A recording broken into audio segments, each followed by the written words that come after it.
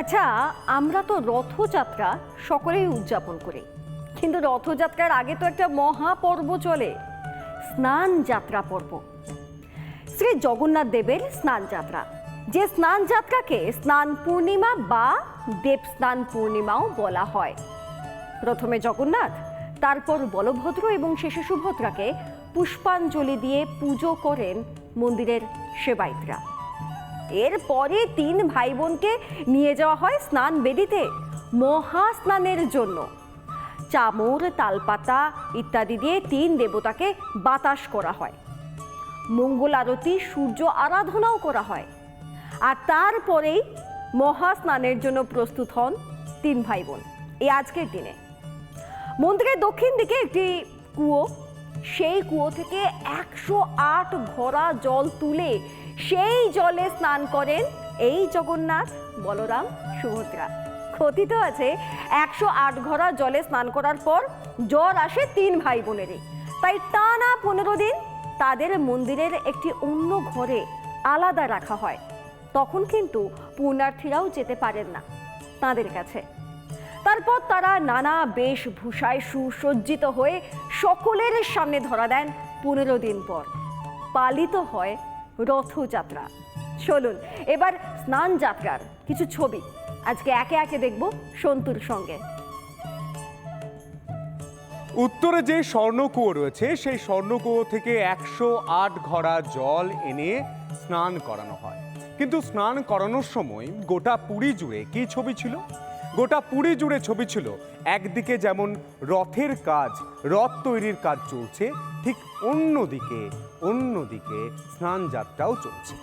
108 ঘড়া জল আনা হয় এবং সেই জল দিয়ে স্নান করানো হয় এবং স্নান করার পর গজ বেশ ধারণ করেন জগন্নাথ দেব। এবং সেই জায়গায় দাঁড়িয়ে আজকের ছবিটা দেখুন। আজ একদিকে যখন এই স্নান যাত্রা চলছে তখন বৃষ্টি হচ্ছে, বৃষ্টির সঙ্গে স্নান যাত্রা চলছে। অন্যদিকে রথের কাজ শুরু হয়ে গিয়েছে, রথের চাকা তৈরি, রথের কাঠামো তৈরি, সেই সব কিছুই চলছে পুরী জুড়ে। এই মুহূর্তে সেই ছবি দেখতে পাচ্ছেন। পুরীতে সাজো সাজো রব, কারণ হাতে আর মাত্র 15টা দিন। 15 দিন পর 16 দিনের মাথায় গোটা বিশ্ব জুড়ে রথযাত্রা। পুরীতে সেই রথযাত্রার প্রস্তুতি শুরু হয়ে গিয়েছে এবং আজ স্নান যাত্রার পর জগন্নাথ দেব 14 দিনের জন্য জ্বর হবে এবং সেই জ্বর হওয়ার জন্য তার বৈদ্যি আসবে, তার জন্য পাচন রাখা হবে। সেই সব তথ্য আপনাদের সামনে তুলে ধরবো। আজকে যে ছবিটা দেখতে পাচ্ছেন অসাধারণ একটা ছবি। প্রথম তাদেরকে সিল্কের যে শাড়ি, সেই শাড়ি পরিয়ে নিয়ে আসা হলো। তারপর বৃষ্টি চলছে একদিকে স্নান যাত্রা আর মানুষের উচ্ছ্বাস। জগন্নাথ দেবকে যারা ভালোবাসেন, জগন্নাথ দেবের যারা ভক্ত, যারা পৃথিবীর বিভিন্ন জায়গা থেকে এ দেশে এসেছেন, এই পুরীতে এসেছেন, তাদের ভিড়টা দেখতে পাচ্ছেন। তিল ধারণের জায়গা নেই, এই ছবিটাই উঠে আসছে পুরী থেকে। এবং এই মুহূর্তে পুরীর একাধিক ছবি আপনারা দেখতে পাচ্ছেন। আচ্ছা, এই যে স্নান যাত্রার এত ছবি আপনারা দেখলেন, এরপরেও আপনাদেরকে অনেক ছবি দেখাবো। তো এই স্নান যাত্রার মাহাত্ম্যটা কি? এই দেব স্নানের মাহাত্ম্যটা কি? এর শুরুটাই বা কোথা থেকে? এরকম নানা প্রশ্ন তো নিশ্চয়ই মানুষের মনে জাগে, তাই না? তো আমরা কিছু তথ্য আপনাদের সামনে তুলে ধরার চেষ্টা করছি যে মূলত এই স্নান যাত্রার সূত্রপাত কিভাবে, কি দিয়ে তিন দেবদেবীকে স্নান করানো হয়, এই জিনিসগুলো আমরা আপনাদেরকে একে একে দেখাবো। চলুন। দেব স্নান পূর্ণিমার মাহাত্ম্য। জগন্নাথ দেবের আবির্ভাব তিথি আজকের দিনটাকে মেনে নেওয়া হয়। তারপর রাজা ইন্দ্রদ্যুম্ন জগন্নাথ দেবের কাঠের বিগ্রহ প্রতিষ্ঠা করেন। এই ইতিহাস নিশ্চয়ই অনেকেই জানেন। মূলত এরপর থেকেই স্নানযাত্রার উৎপত্তিটা হয়। তারপর সেই থেকে স্নানযাত্রা উৎসব শুরু, বললাম আপনাদের। তারপর আচ্ছা, কি দিয়ে জগন্নাথ দেবের স্নানযাত্রা করানো হয়? জল, গঙ্গা জল, কাঁচা দুধ, আতর, চন্দন, মধু, এই সমস্ত কিছু মিশিয়ে তবেই স্নান করানো হয় তিন দেবদেবীকে এবং 108 ঘড়া জলে তাদেরকে স্নান করানো হয়। আর তারপরেই তো সেই কাণ্ডটা ঘটে, তারপরেই জ্বর আসে। তারপর কি হয় চলুন সন্ধ্যা থেকে শুনুন। তারপর জ্বর আসে। স্মৃতিতে আমাদের মনে রাখতে হবে জগন্নাথ দেবকে কিন্তু একজন সাধারণ মানুষ হিসাবে বা একজন সাধারণ মানুষের যা যা হয় ঠিক সেভাবেই কিন্তু সামাল দেওয়া হয়। কি কি হয়? প্রথম স্নান হলো, তারপর জ্বর আসে 14 দিন। আমরা জানি আমরা কোভিডকালে এই 14 দিনের কোয়ারেন্টাইন কাটিয়েছি। এমনকি আমাদের এই কলকাতায় কোয়ারেন্টাইন তৈরি করেছিলেন ইংরেজ আমলে ইংরেজরা, কারণ তখন প্লেগ হতো, বিভিন্ন জ্বর হতো, সেই কারণে ঠিক সেই রকমই 14 দিন আলাদা থাকেন জগন্নাথ দেব। 14 দিন পর একদিন তিনি সুস্থ হয়ে ওঠেন এবং রাজবেশ ধারণ করেন এবং 16 দিনের মাথায় রথযাত্রা শুরু হয়। কিন্তু এই জ্বর যখন হয় সেই সময় জগন্নাথ দেব কি খাওয়া দাওয়া করেন? একদম সাধারণ খাবার, স্বল্পাহারে থাকেন জগন্নাথ দেব এবং পাঁচন খাওয়ানো হয় আয়ুর্বেদিক অর্থাৎ আয়ুর শাস্ত্র অনুযায়ী যে পাঁচন তৈরি হয় সেই পাঁচন পর্যন্ত দেওয়া হয়।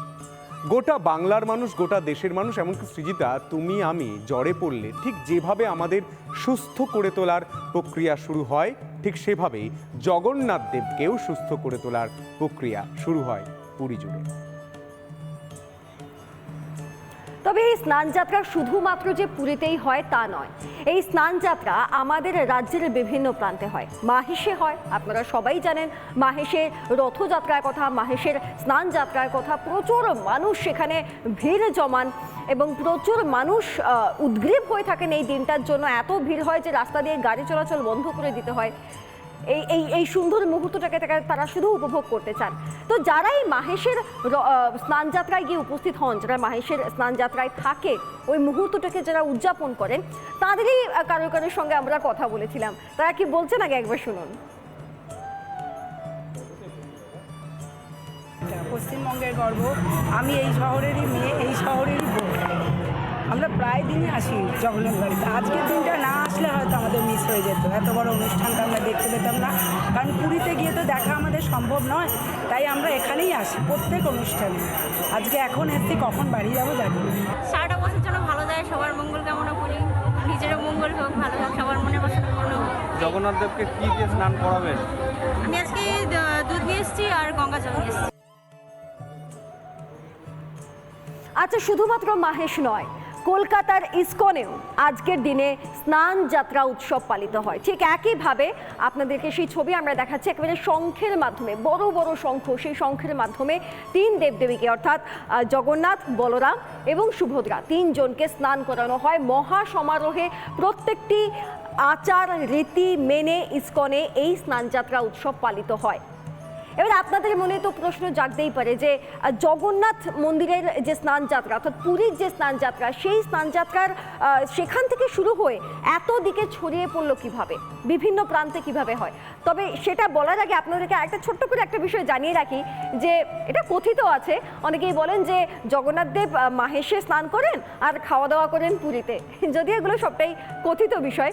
তবে এবার একটু ইসকনের ছবি আমরা আপনাদেরকে দেখালাম, পাশাপাশি আমরা আপনাদেরকে শোনাবো যে ইসকনের তরফ থেকে ভাইস প্রেসিডেন্ট ইসকনের রাধারমন দাস, তিনি এই ইসকনের স্নান যাত্রা প্রসঙ্গে ঠিক কি বলছেন, শুনুন একবার। ঠিক যেরকম মহালয়া দিন থেকে দুর্গা পূজার সূচনা হয়ে যায়, স্নান পূর্ণিমা থেকে রথের সূচনা হয়ে যায়। আর ভক্তরাও নানা অনেক রকম গঙ্গা জল, দুধ, দই, হানি, অনেক রকম ফ্রুট জুস, ইভেন ভগবানকে চান করানো আগে আলাদা আলাদা প্যাক লাগানো হয়। যেরকম আমরা জানি কি কেউ বিউটি পার্লারে গেলে অনেক রকম প্যাক হচ্ছে, এরকম এখানে কাজু কিশমিশের প্যাক আছে, কিন্তু অনেক রকম কিছু আছে ভগবানকে ভালো করে লাগিয়ে গায়ে দিয়ে চান করানো হয়। ভুলেই যান কি আমি এত চান করে ফেলেছি 4-5 ঘন্টা, তার ফলস্বরূপে কি হয়, উনি অসুস্থ হয়ে যান। নিজে মন্দিরে গিয়ে ওনার আলাদা সিক রুম থাকে, অসুস্থ ঘর থাকে, ওখানে নিয়ে যাওয়া হবে, যেখানে উনি থাকবেন আর কাউকে দর্শন দেবেন না। খালি পূজারী আর ওনার ডক্টর, নিজের ডক্টর, ওরাই খালি ওনার দেখাশোনা করবেন ভগবানকে। 15th ডে ভগবান দর্শন দেবেন সুস্থ হয়ে।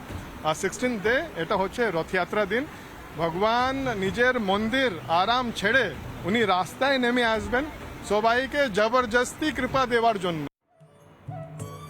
পুরীর মূল ঐতিহ্যকে অনুসরণ করে মায়াপুরেও একইভাবেই স্নানযাত্রা হয়। মায়াপুরে স্নানযাত্রার সময় কি কি ব্যবহার করা হয়? দুধ, দই থেকে শুরু করে একাধিক উপকরণ ব্যবহার করা হয় এবং সেই জায়গায় দাঁড়িয়ে মায়াপুরের এই মুহূর্তে ছবিটা দেখতে পাচ্ছেন, জগন্নাথ দেবের স্নান যাত্রার মায়াপুরের ছবি। সেই ছবি এই মুহূর্তে আপনারা দেখতে পাচ্ছেন। প্রতিটা মানুষ লাইন দিয়ে দাঁড়িয়ে রয়েছেন, কেউ দুধ নিয়ে, কেউ জল নিয়ে দাঁড়িয়ে রয়েছেন। এর সঙ্গে আপনাদের শোনাবো যে এই স্নানযাত্রার মাহাত্ম্য কি বলছেন পুরাণ বিশেষজ্ঞ মানস ভট্টাচার্য। শুনবো। স্বর্গের দেবতাকে ঘরের মানুষ করে নেওয়ার জন্য তাকে যে সাজানো গোছানো, স্নান করানো, তার যে প্রস্তুতি, সেগুলো আজ থেকেই শুরু হয়ে যায়। এবং সেই দিক থেকে এর একটা গুরুত্বপূর্ণ সামাজিক তাৎপর্য আছে। জগন্নাথ জগতের নাথ, যে কারণে শৈব হোক, শাক্ত হোক, গানপত্য হোক বা যে কোনো ঘরানার সনাতনী হোক, সবাই মনে করেন জগন্নাথ তার।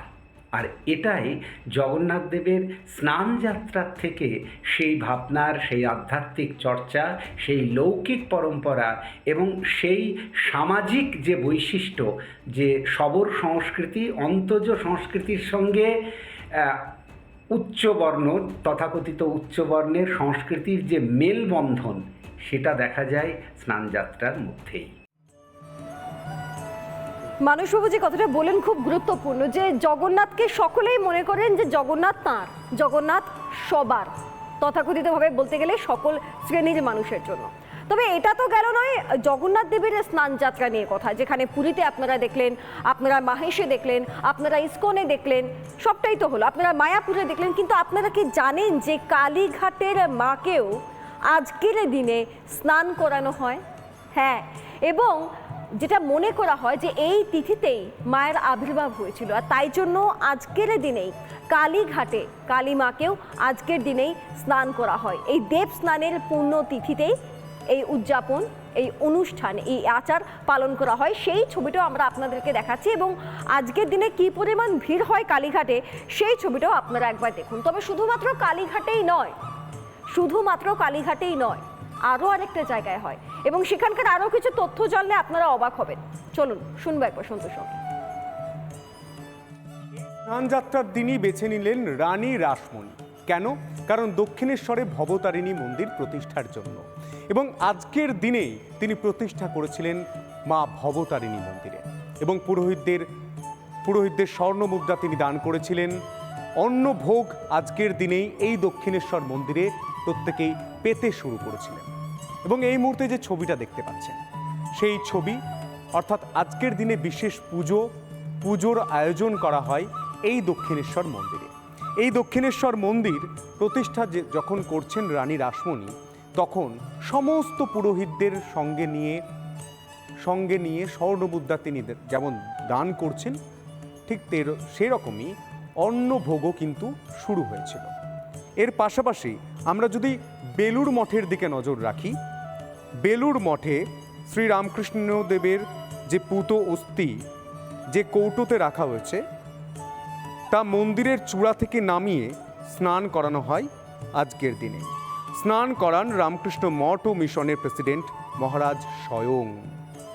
শ্রীরামকৃষ্ণদের ভক্তদের কাছে ঠাকুরের শরীর তুল্য এই আত্মারামের কৌটো, এই আত্মারাম নামটা দিয়েছিলেন স্বামী বিবেকানন্দ। সেই আত্মারামের কৌটো এইভাবেই বাইরে এনে স্নান ও পুজো করানো হয়। এই মুহূর্তে সেই ছবিগুলোই দেখতে পাচ্ছেন। দক্ষিণেশ্বর, বেলুর, সব কিছু মিলে মিশে যেন একাকার, একটা সুতোতেই যেন সব কিছু। পুরী থেকে বেলুর, বেলুর থেকে সোজা দক্ষিণেশ্বর, প্রতিটা ছবি আপনারা দেখতে পাচ্ছেন। এবং দক্ষিণেশ্বর মন্দির কর্তৃপক্ষের তরফ থেকে তাঁরা ঠিক কি বলছেন আজকের দিনটাকে নজরে রেখে, আজকের দিনটাকে খেয়ালে রেখে কি বলছেন তারা, শুনব। এটা পবিত্রতম দিন তো বটেই, সেই সঙ্গে দক্ষিণেশ্বর কালী মন্দির দেবত্ব শ্রেণীর কাছে এক ঐতিহাসিক দিন। এই দিনে মহেয়সী লোকমাতা রানী রাসমণি এই দেবালয় প্রতিষ্ঠা করেছিলেন। পণ্ডিত রামকুমার চট্টোপাধ্যায় এসেছিলেন তার আমন্ত্রণে সুদূর নাটোর থেকে। সঙ্গে এসেছিলেন তার ভাই বালক গদাধর। সে দিনটা ছিল এরকমই, যদি শ্রীরামকৃষ্ণের কথাই বলি, একদা তিনি মাস্টারকে বলছেন রানী যেন সেদিন দেবালয় ধবলগিরি পর্বত এনে বসিয়েছিল। এত আলোর সমারোহ, সারা ভারতবর্ষ থেকে পণ্ডিতবর্গ এসেছিলেন, বিদ্বজন এসেছিলেন, কলকাতায় এবং আশেপাশে নাকি কোনো মিষ্টান্ন পাওয়া যাচ্ছিল না, তো জনসমাগম হয়েছিল। 3 দিন 3 রাত্রি ধরে মহাসমারোহে এই দেবালয়ের প্রতিষ্ঠা দিবস পালন করা হয়েছিল। শুনলেন তো, আপনারা কি ভেবেছিলেন যে আজকের দিনেই মা ভবতারিণীও দক্ষিণেশ্বর, যেখানে প্রায় বহু মানুষ ভিড় করেন, এই আজকের দিনেই তিনি অধিষ্ঠিত হন? ঠিকই আজকের দিনটা এইভাবে অদ্ভুত না, যে দিনটা স্নানযাত্রার দিন হিসেবে চিহ্নিত হয়েছে, ঠিক সেই দিনটাতেই জগন্নাথ দেব তিনি পুরীতে স্নান করছেন, তার সঙ্গে তার 2 ভাই বোন স্নান করছেন। একই ছবি মাহেশে, একই ছবি ইস্কানে, একই ছবি মায়াপুরে। এবং এটা তো নয়, ছেড়ে দিলাম একটা দিক, যারা শক্তিপীঠে বিশ্বাসী, যেখানে শক্তি পূজা হয়, সেখানেও আমরা কিছুটা একই ছবি দেখছি। সেখানেও কিন্তু স্নান যাত্রা পালিত হচ্ছে, হয়তো কিছুটা ভিন্ন রূপে, কিন্তু পালিত হচ্ছে। সবটাই যেন এক সূত্রে গেঁথে দেওয়া। আচ্ছা, আপনাদেরকে শুরু থেকে কোন কোন রাজ্যের ছবি দেখিয়েছি? উড়িষ্যার ছবি দেখিয়েছি, আমরা পশ্চিমবঙ্গের ছবি দেখিয়েছি। এবার আপনাদেরকে আরও একটা ছবি দেখাবো। কোথাকার জানেন? আসামের কামাখ্যা মন্দির। আসামের কামাখ্যা মন্দিরে হয়তো অনেকেই গেছেন বা যাননি, কিন্তু আসামের কামাখ্যা মন্দিরে একটা বিশেষ গুরুত্ব রয়েছে এবং আজকের দিনে সেখানে একটা মেলাও হয়, যাকে বলা হয় অম্বুবাচী মেলা। আচ্ছা, এই অম্বুবাচী বিষয়টা কি? এই অম্বুবাচী বিষয়টা হচ্ছে, বলা হয় যে এই সময় মা রজস্বলা থাকেন। আপনাদেরকে জানিয়ে দিই যে সতী যখন আত্মহুতি দিলেন, ভগবান শিব তিনি রীতিমতো রুদ্র রূপ ধারণ করেছেন। তার সেই রুদ্র রূপকে শান্ত করার জন্য সুদর্শন চক্র ছোড়া হয়। এই পুরাণের কথা আপনারা সকলেই জানেন। এবং সতীর বিভিন্ন দেহের অংশ গোটা দেশের, গোটা বিশ্বের বিভিন্ন প্রান্তে ছড়িয়ে পড়ে। তার যোনি অংশটি এসে পড়ে এই কামাখ্যায়, সেখানে তা পূজিত। চলুন আজকে এই অম্বুবাচী মেলা সম্পর্কে আপনাদেরকে কিছু তথ্য দিই। 51 সতীপীঠের অন্যতম হচ্ছে এই কামাখ্যা। অম্বুবাচীতে রজস্বলা হন দেবী। তারপর 3 দিন বন্ধ থাকে মন্দিরের দরজা। ঠিক আজকে থেকে 3 দিন বন্ধ থাকে মন্দিরের দরজা। তারপর মন্দিরের বাইরে ভক্ত সমাগম এবং মেলার আয়োজন করা হয়, কিন্তু কোনো পুণ্যার্থী এই সময় মন্দিরের ভিতরে প্রবেশ করতে পারেন না। আর কি তথ্য পাচ্ছি আমরা? ঠিক এইভাবেই গোটা রাজ্যের, গোটা দেশের বিভিন্ন প্রান্তে যখন স্নান যাত্রা উদযাপিত হচ্ছে, ঠিক সেই সময়তেই আমরা দেখতে পাচ্ছি অম্বুবাচী পড়েছে এবং সেখানেও একটা ভিন্ন রকমের উৎসবের আমেজ, ভিন্ন রকমের উদযাপনের আমেজ। এই আজকের দিনটার হয়তো এটাই মাহাত্ম্য, এবং এই মাহাত্ম্যগুলোই আমরা প্রত্যেকটা একে একে আপনাদের সামনে তুলে ধরলাম। সনাতন ধর্মের সঙ্গে প্রকৃতির যেমন সেই সম্পর্ক খুব পুরনো, ঠিক যেমন বছরের প্রথম বৃষ্টিতে ভিজে পথের পাঁচালীর দুর্গার জ্বর আসে, ঠিক সেরকমই আষাঢ়ের এই বৃষ্টিতে ভিজে জগন্নাথ দেবেরও জ্বর আসে। ঠিক সেই জায়গায় মানুষ এবং প্রকৃতি মিলেমিশে যেন এক অমর সৃষ্টি। সেই জায়গা থেকে আমরা আজ দেখালাম আপনাদের পুরী থেকে শুরু করে সার্বিক যে ছবিটা স্নান যাত্রার প্রাইম কথা। সত্যি কথাই বলেছে সন্তু। আসলে জগন্নাথময় বোধহয় গোটা পৃথিবী, জগন্নাথময় বোধহয় গোটা জীবন, কারণ জগন্নাথ তিনি তো জীবন্ত যে দেবতা। জগন্নাথ সকল জীবের মধ্যে অধিষ্ঠান করেন, কাজেই গোটা জীবন তো জগন্নাথময়। আর এই জগন্নাথের স্নান যাত্রা মানে জীবনের জয়যাত্রা, জীবনের স্নান যাত্রা।